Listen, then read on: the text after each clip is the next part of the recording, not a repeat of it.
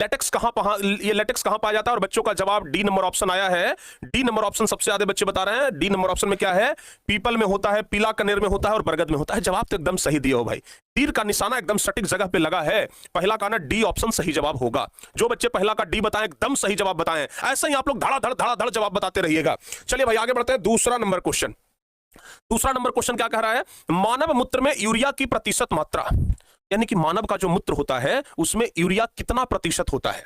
मानव का मूत्र होता है उसमें यूरिया कितना प्रतिशत होता है? जैसे मान लिया जाए कि मानव का मूत्र अगर 100 ग्राम है, मानव का मूत्र अगर 100 ग्राम है तो इसमें यूरिया कितना ग्राम होगा? प्रतिशत मतलब वही ना हुआ। तो 100 में अगर हम निकालेंगे तो मानव मूत्र में कितना प्रतिशत यूरिया होता है? तो प्यारे बच्चों दूसरा नंबर क्वेश्चन का जवाब आप लोग थोड़ा जल्दी में बता दीजिए।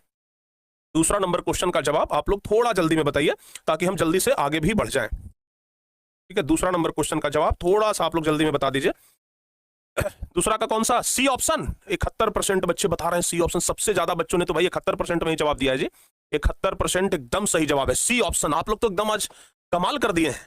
आज आप लोग का कमाल देखने लायक है। 70% बच्चे कह रहे हैं कि सर जी 2%, यानी कि अगर 100 ग्राम मूत्र है तो इसमें 2 ग्राम प्यारे बच्चों यूरिया होगा। 100 ग्राम अगर मूत्र है तो इसमें 2 ग्राम क्या होगा? यूरिया होगा। तो मानव मूत्र में यूरिया की प्रतिशत मात्रा कितनी होती है? सिर्फ 2%। चलिए अगला नंबर क्वेश्चन, भ्रूण का विकास कहां होता है? जरा तीसरा नंबर क्वेश्चन आप लोग बताइए, भ्रूण का विकास कहां होता है? तीसरा नंबर क्वेश्चन जानना चाहते हैं भाई, तो भ्रूण का विकास कहां होता है बाबू? जल्दी से एक बार बताइए ना, भ्रूण का विकास कहां होता है? तीसरा का जवाब देखते हैं कितने बच्चे सही दे पाते हैं। और जो भी नए बच्चे हैं, एक बार सभी बच्चों से हम आग्रह करेंगे कि प्यारे बच्चे एक बार क्लास को आप लोग शेयर जरूर कर दीजिएगा। जितने भी नए बच्चे हैं एक बार प्लीज आप लोग क्लास को शेयर कर दीजिएगा, ठीक है ना। और थोड़ा सा ना आप लोग आंसर देने का स्पीड बढ़ाइएगा बाबू। आंसर देने का जो स्पीड है वो अभी भी थोड़ा कम है। हम देख रहे हैं आंसर देने का जो स्पीड है ना अभी भी थोड़ा कम है। तो कृपया करके आप लोग आंसर देने का जो स्पीड है इसको जरा सा और आप लोग बढ़ा लीजिएगा, ठीक है। चलिए बहुत बढ़िया। तो आइए प्यारे बच्चों जल्दी जल्दी से जवाब बता दीजिए। हाँ जल्दी जल्दी से आप लोग जवाब बताइए कि भ्रूण का विकास जो है वो कहां होता है? तीसरा नंबर क्वेश्चन क्या जवाब बताइएगा? तो भ्रूण का विकास कहां होता है? कहां होता है? कहां होता है? तीसरा का सी ऑप्शन सबसे ज्यादा बच्चे बताए हैं। 57% बच्चे सी ऑप्शन दिए हैं जवाब, गर्भाशय में होता है सर जी। और आपका जवाब एकदम सही है, एकदम करेक्ट है। आगे बढ़ते हैं तीसरा के बाद चौथा नंबर। चौथा नंबर, निकट दृष्टि दोष में किस लेंस का प्रयोग किया जाता है? एकदम शानदार क्वेश्चन है। निकट दृष्टि दोष में किस लेंस का प्रयोग किया जाता है? तो जवाब क्या होगा? जवाब क्या होगा? निकट दृष्टि दोष में किस लेंस का प्रयोग करते हैं? प्यारे बच्चों कई बार हम आपको बता चुके हैं, दूर ये हो गया और ये हो गया नजदीक, ठीक है ना। जरा देखिए ध्यान से, ये प्यारे बच्चे 2 अक्षर का है, ये प्यारे बच्चों 4 अक्षर का है। तो हम क्या करते हैं, इधर 2 लेंस लिख देते हैं, एक लिखते हैं उत्तल और दूसरा लिखते हैं अवतल। ये 2 अक्षर का है, ये 4 अक्षर का है। तो 4 अक्षर वाले को 4 अक्षर वाले से मिला दीजिए। क्लियर? एकदम एकदम यही ट्रिक है। 4 अक्षर वाले को 4 अक्षर वाले से मिला दीजिए। 1 2 3 4 अक्षर का है, ये भी 1 2 3 4 अक्षर का है। तो 4 अक्षर वाले को 4 अक्षर वाले से मिला दीजिए। और प्यारे बच्चों ये दूर है तो इस और ये 3 है तो भाई ये छोटका को छोटका से, बड़का को बड़का से। तो दूर में उत्तल और नजदीक में अवतल। नजदीक को ही बोलचाल की भाषा में हम लोग निकट भी कह लेते हैं। तो ध्यान रखिएगा कह रहा है कि निकट दृष्टि दोष, तो निकट दृष्टि दोष में किस लेंस का? अवतल का। तो चौथा का ए ऑप्शन कितने बच्चे जवाब दिए हैं भाई? चौथा का ए ऑप्शन बताने वाले कितने ऐसे बच्चे हैं जो जवाब दिए हैं? एक मिनट, क्या बात है, बहुत बढ़िया, एकदम शानदार प्यारे बच्चों। ए ऑप्शन सभी बच्चों का है। आइए आगे बढ़ते हैं, 5वां नंबर क्वेश्चन देख लेते हैं। लेंस की क्षमता का मात्रक बताइए। यह भी क्वेश्चन एकदम शानदार है, यह भी क्वेश्चन एकदम शानदार है। कह रहा है लेंस की क्षमता का मात्रक बताओ भैया, लेंस की क्षमता का मात्रक क्या होता है? क्लास को आज शेयर करते रहिएगा। अभी भी देखते हैं कितने बच्चों ने लाइक नहीं किया है। ओ भाई 2000 से 2500 3000 बच्चे ऐसे होते हैं ना कि क्लास कहलो पर लाइक नहीं करते हैं। ये बड़ा गलत आदत हमको लगता है कि भाई कह देते हैं तो कम से कम क्लास को लाइक कर देना चाहिए, ठीक है ना। आप लोग का लाइक और शेयर ही हमारा एक बड़ा मोटिवेशन बनता है। आप लोग क्लास को लाइक करते हैं, जब लाइक पे नजर जाता है कि नहीं भाई बच्चे क्लास को लाइक किए, मतलब पसंद कर रहे हैं बच्चे, अच्छा लग रहा है बच्चों को क्लास, तो लाओ जरा और थोड़ा सा एनर्जी में पढ़ाते हैं। तो ये थोड़ा सा अंदर से ना एनर्जी आता है। तो जल्दी से बताइए लेंस की क्षमता का मात्रक, 5वां नंबर क्वेश्चन। तो जवाब क्या होगा? लेंस की क्षमता का मात्रक बी ऑप्शन बच्चों ने जवाब दिया है, बी ऑप्शन। और बी ऑप्शन है डायऑप्टर। बहुत बढ़िया प्यारे बच्चों, 5वां का ना बी ऑप्शन सही जवाब होगा। आगे बढ़ते हैं, 6ठा नंबर क्वेश्चन बताइए। 1 किलोवाट घंटा कितने के बराबर होता है? 6ठा नंबर क्वेश्चन बता दीजिए जल्दी से। 1 किलोवाट घंटा कितना के बराबर होता है? 6ठा नंबर क्वेश्चन बता सकते हैं आप लोग? 6ठा नंबर क्वेश्चन बताइए, 1 किलोवाट घंटा कितने के बराबर होता है? 1 kWh। 1 kWh बराबर आपसे पूछा जा रहा है। तो 1 kWh बराबर क्या होता है पता है? 1 kWh बराबर होता है 3.6 गुने 10 के पावर 6 जूल। कितना होता है बाबू? 3.6 गुने 10 के पावर 6 जूल। तो ऑप्शन में देख लीजिए, ए नंबर ऑप्शन में ही तो है 3.6 गुने 10 के पावर 6 जूल। ए नंबर ऑप्शन में ही है, तो 6 का ए ऑप्शन आपका सही जवाब हो जाएगा। आइए प्यारे बच्चों आगे बढ़ते हैं, 7वां नंबर। प्रकाश का चाल न्यूनतम कहां होता है? प्रकाश का चाल न्यूनतम कहां होता है? जरा जल्दी से बताइए। समझ में आ गया? थोड़ा जल्दी से बताइए, प्रकाश का चाल न्यूनतम कहां होता है? 7वां नंबर क्वेश्चन। जवाब क्या होगा याद रखिएगा, प्रकाश का चाल न्यूनतम कहां होता है बाबू? निर्वात में। निर्वात में तो भाई सबसे ज्यादा होता है, निर्वात में तो सबसे ज्यादा होता है, ये तो आपको पता है। निर्वात में तो सबसे ज्यादा होता है, तो फिर सबसे कम किस में होता है? सबसे कम तो भैया सबसे कम कांच में होता है, कांच में होता है सबसे कम। कितना होता है बता सकते हैं आप लोग? कमेंट करके बता सकते हैं कि ये कांच में प्रकाश का चाल कितना होता है? सब कुछ बताए हैं प्यारे बच्चों। निर्वात में और वायु में तो लगभग लगभग बराबर होता है, निर्वात में और वायु में लगभग लगभग बराबर होता है, ये बात हम आपको पहले बता चुके हैं। आप हमें बस इतना बता दीजिए कांच में कितना होता है, कांच में प्रकाश की चाल। सभी बच्चे कमेंट करके थोड़ा जल्दी में बताएंगे, कांच में प्रकाश का चाल कितना होता है? एक बार जल्दी से सभी बच्चे कमेंट करके बता दीजिए। हाँ, अब आ रहा है सब लोगों का एकदम क्लियर जवाब। चलिए बहुत बढ़िया बाबू। 2 लाख 2 लाख 2 लाख 2 लाख 2 लाख, बहुत बढ़िया। कांच में प्रकाश का चाल 2 लाख, ठीक है ना? एकदम सही जवाब है, 2 लाख एकदम क्लियर जवाब है, ठीक है ना? चलो बाबू आगे बढ़ते हैं। अब 8वां नंबर क्वेश्चन बता दीजिए, निम्न में किस लेंस की फोकस दूरी धनात्मक होती है? ओहो, धनात्मक फोकस दूरी पूछ रहा है कि कौन सा ऐसा लेंस है जिसका फोकस दूरी धनात्मक होता है?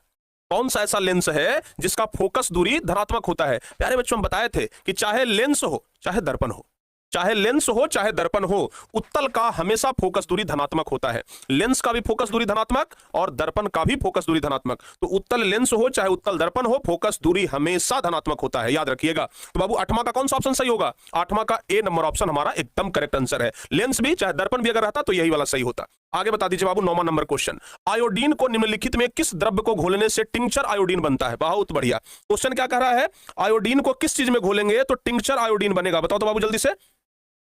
क्वेश्चन कह रहा है कि आयोडीन को किस चीज में घोलेंगे कि टिंक्चर आयोडीन बनेगा? 9वां नंबर क्वेश्चन। 9वां नंबर क्वेश्चन देखते हैं कि क्या आप लोग जवाब बता रहे हैं। 9वां का जवाब क्या होगा? तो 9वां का जवाब होगा आयोडीन को किस चीज के द्रव्य में घोलने पर टिंक्चर आयोडीन बनेगा? तो जवाब होगा एथिल अल्कोहल, डी ऑप्शन। और इसका जवाब बहुत सारे बच्चे गलत ही बताए हैं। ए नंबर ऑप्शन आप लोग जवाब बताए हो बाबू, जो कि एकदम गलत जवाब है।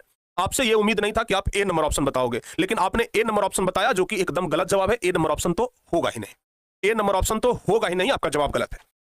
आगे बढ़ते हैं 10वां नंबर क्वेश्चन। हाँ, डालडा में उपस्थित बसा अम्ल किस प्रकृति का होता है? डालडा, शायद आप लोग डालडा देखे हो जी, हैं? डालडा पहले बड़ा चलता था, ठीक है ना? अब तो रिफाइन का जमाना आ गया है, डालडा की जगह रिफाइन आ गया है। लेकिन जानते हो पहले डालडा बहुत चलता था।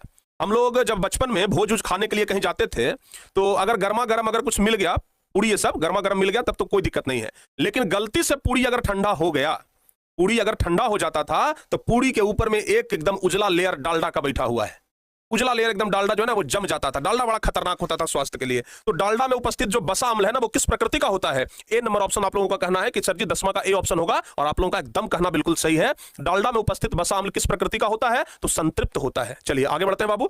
11 नंबर कह रहा है प्रोपेनॉन का क्रियाशील मूलक बता दीजिए। नोन, जरा ध्यान से सुनिए, आपको जब भी क्रियाशील मूलक वाला परिभाषा आ जाए, सॉरी क्रियाशील मूलक वाला क्वेश्चन आ जाए, तो आपको नोन देखना है कि नोन पूछ रहा है। अच्छा, तो नोन पूछ रहा है तो क्या होगा बाबू, जल्दी से बताइए।